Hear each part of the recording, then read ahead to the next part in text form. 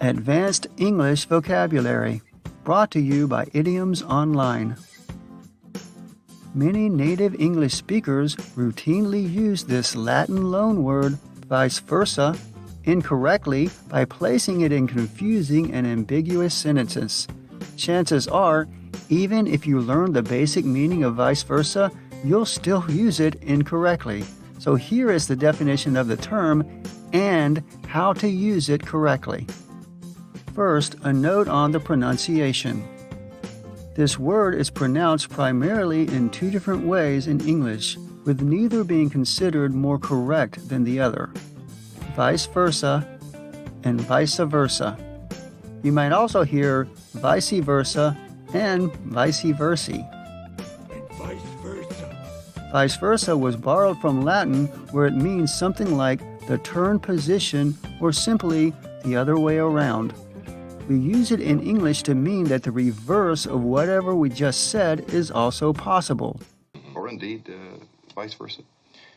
In other words, if we take the major components of what we have said and reverse them to the opposite order, the statement is also true.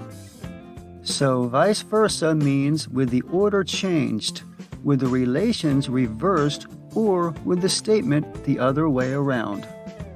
This is a quick and convenient way to indicate that the reverse is also true while using fewer words. Note on usage. As noted, vice versa should be used to indicate a reversal of the major components of a sentence and in simple phrases where it is easy to understand what the other way around would be. This often takes the form of a simple reversal of subject and object. For example, Mike loves Sarah and vice versa. The term is often used in ambiguous ways to propose a logical reversal in complex sentences where it is difficult to understand its meaning or role. For example, consider the use of vice versa in this long and wordy sentence. In consequence, the fire gases, when arriving there by the chimney shaft, already have a good upward draft, and when circulating round the muffle are at a lower pressure than the gases within the muffle, so that in case of any cracks being formed, no hydrochloric acid escapes into the fire flues, but vice versa. This is either an incorrect use of the term or one so hard to follow that the writer would have been better off to explain in depth what he or she meant to say.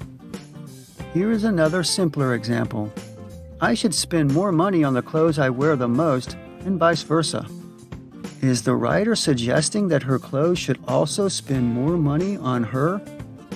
In reality, the use of vice versa here probably means that she should spend less money on the clothes she wears less.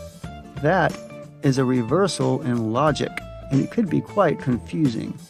Avoid using vice versa in sentences where you wish to indicate a reversal in logic rather than a simple reversal of subject and object, or just a reversal of two things mentioned in a sequence. Examples of use. She's very upset with him and vice versa. They both have good reasons. Before I get ready for work, I watch the news and then eat breakfast, or vice versa. There have been many movies inspired by novels, and vice versa. Does Chris Cuomo get special treatment from his brother, the governor of New York, and vice versa?